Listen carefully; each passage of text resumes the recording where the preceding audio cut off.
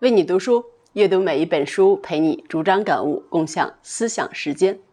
从今天开始，我们一起开启马伯庸的《长安的荔枝》这本小说。你有没有想过，每天996加班，熬夜算计商业逻辑，优化平台算法，最终是为谁服务？1300年前，有个叫李善德的九品小吏，算学天才，也在思考这个问题。他的任务是给杨贵妃运荔枝，对，就是那个一骑红尘妃子笑，无人知是荔枝来的荔枝。3天保鲜期，千里疾驰，动用整个大唐的国家机器，为了一颗荔枝。听起来很荒谬，但如果把荔枝换成用户增长，把杨贵妃换成老板，把大唐驿站换成公司资源，还荒谬吗？李善德最后选择了辞职，去岭南种荔枝，这选择听起来熟悉吗？想到长安的荔枝，我脑海中首先浮现的不是那个九品小吏李善德，而是那句一骑红尘妃子笑，无人知是荔枝来。杜牧写这首诗的时候，他在想什么？是浪漫化的想象着快马加鞭的一族，还是已经隐隐察觉到了这种奢靡背后的代价？作者马伯庸选择从无人知到有人知的角度切入，这个转换很有意思。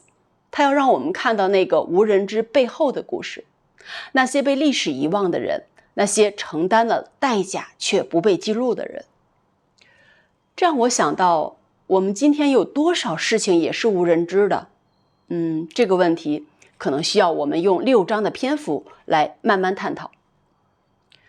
李善德的这个角色很奇妙，他是一个算学天才，却困在九品小吏的位置上。为什么是算学？算学代表理性，代表逻辑，代表对世界的精准把握。但是在一个权力游戏的世界里，理性反而成了最大的桎梏。李善德用他的算学才能优化荔枝运输路线，计算保鲜时间，设计物流方案，但这些技术理性最终服务于什么呢？服务于杨贵妃的一颗荔枝，服务于帝王的奢靡。这不就是我们今天的写照吗？我们这些码农、产品经理、数据分析师，用最先进的技术、最精妙的算法、最优化的流程，最终服务于什么？广告投放的精准度，用户时长的增加，消费冲动的刺激。技术理性本身是中性的，但它被放置在什么样的系统中，就会产生什么样的后果。等等，我突然意识到，这本书的6章结构是不是恰好对应了李善德从接受任务到最终选择的完整的心路历程？从技术理性的自信，到对系统的质疑，到最终的，让我们一章一章的去看吧。这个过程本身，可能就是一次关于现代人职业困惑的深层思考。李善德最终选择了归隐岭南种荔枝，这个结局我一开始觉得有些突兀，这可能是他能做出的最理智的选择。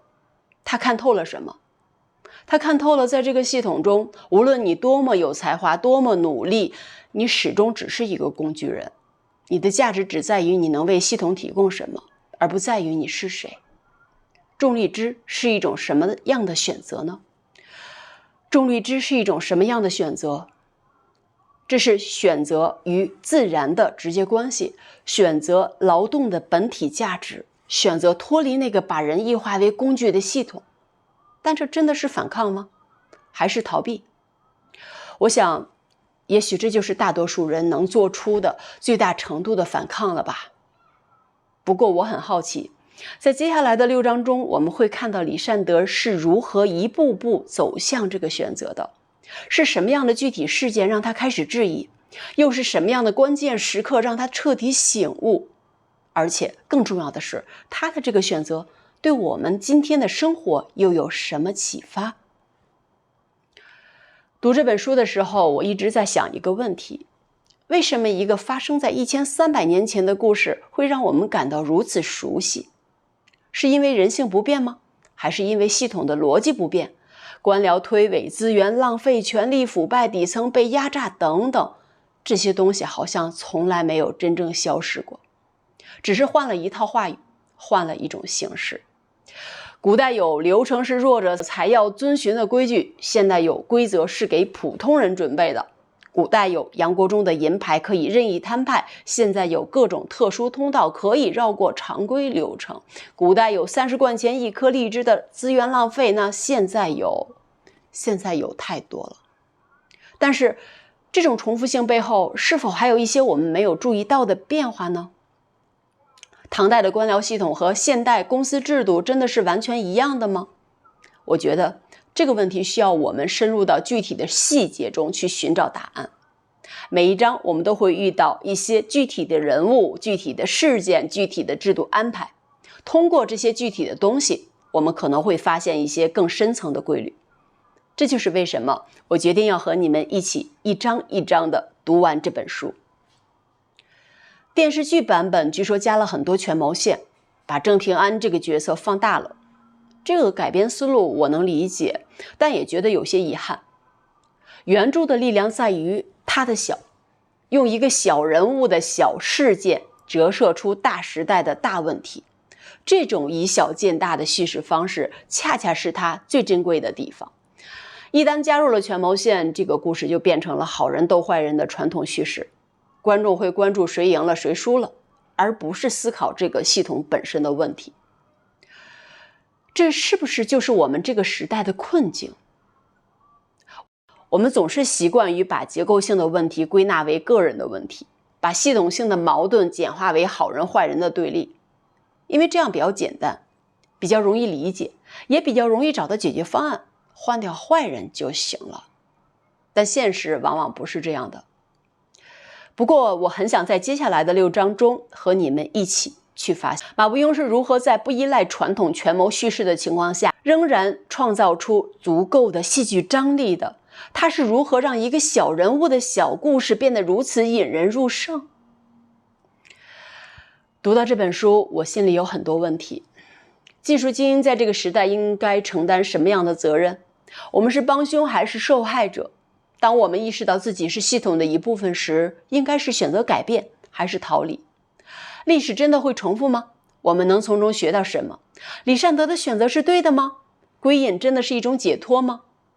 这些问题我都没有答案。或许这就是这本书最有价值的地方，它不是要给我们答案，而是要让我们思考。但是我相信，通过一章一章的深入阅读，通过一次次的思考和讨论，我们可能会找到一些属于自己的答案，或者至少我们会学会如何更好的提问。荔枝的保鲜期只有3天，1日色变，2日3日未变。这个细节很有意思。我们的很多东西也是有保鲜期的吧？热情、理想、良知等等。李善德最终选择种荔枝，是不是在告诉我们，与其让这些东西在系统中腐烂，不如找个地方让它们自然生长？我不知道，但至少这个故事让我们看到了另一种可能性。